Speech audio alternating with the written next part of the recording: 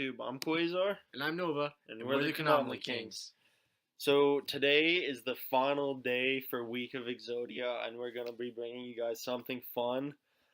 Just don't bring this deck to a tournament because it's not legal. We just decided to throw this together just for fun. What would be the fastest way you can get to Exodia?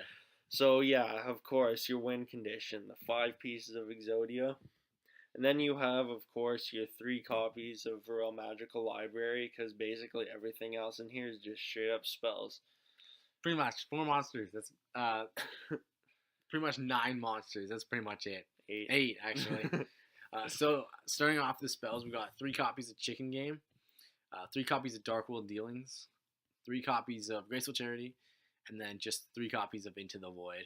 So basically, straight up, pure draw. All you're going to be doing is drawing and drawing and drawing until you end up with the 5 pieces of Exodia in your hand. Pretty much. You should all, like, even if you go Chicken Game, you should always, it pretty much self-replaces. Dark World Dealings, you just discard anything you don't need. Graceful Charity gets you 1 card. +1. All these cards just self-replace themselves. So essentially, you just keep, the only thing that might end up happening is if you're up to 4 pieces of Exodia and you have Graceful Charity, you're going to cry. Well, no, because then you draw 3 more, and then you discard 2 of those cards. Mm-hmm. You essentially just keep doing it until you get to till that card stops replacing itself and it gets you the last piece of Exodia or another copy of Magical Library. Pot of Duality, so just because, why not? Self-explanatory. You can only activate 1 per turn, though, unfortunately, so we only have 1 in here. Yeah, true. The other fun Pot of Greed, just straight up draw 2 cards, man. This guy gives you pluses. If you open all 3 of this, you're going to be laughing because you ain't going to be losing that duel. Well, you probably should not be losing this duel at all because you're just... Straight up draw power. Yeah. That's your point. This is like the better FTK version. This is why a lot of this shit's banned, because it's just like pure draw power pluses, like crazy shenanigans. Yeah. So terraforming, basically to either search our Chicken Game or your Citadel. Upstart, you're basically just drawing again. Who cares about opponent's life points? Citadel, again, same thing. You kind of got your library, so you can just piggyback off of it. You piggyback off those credits.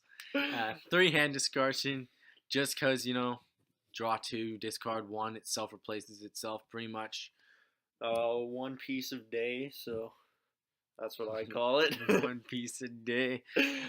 Each player draws 1 card, and then neither player takes damage. Honestly, your opponent could have more cards, who cares? And they can't take damage, who gives a crap?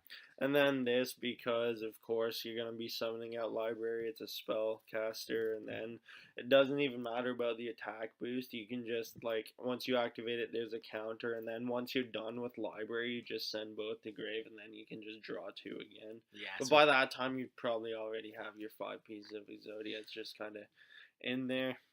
And of course, no extra deck, because all you're doing is drawing Exodia. Yeah, what are you going to summon? Your Pot of Greed. Pot is why I summon this unless you win the match. Alright, guys, so that was it. We thought we'd give you guys something fun for the last day for a week of Exodia. Yeah, just this deck, yo. If all this shit was legal, if these were at 3, everyone would just take this to a tournament. You basically just show up, roll the dice. Whoever goes first, GG. If you get to go first, you automatically win. So. Unless you're playing 40 copies of Joel and Lockboard. Good game. Alright, guys, remember to comment, like, and subscribe, and we'll see you next time.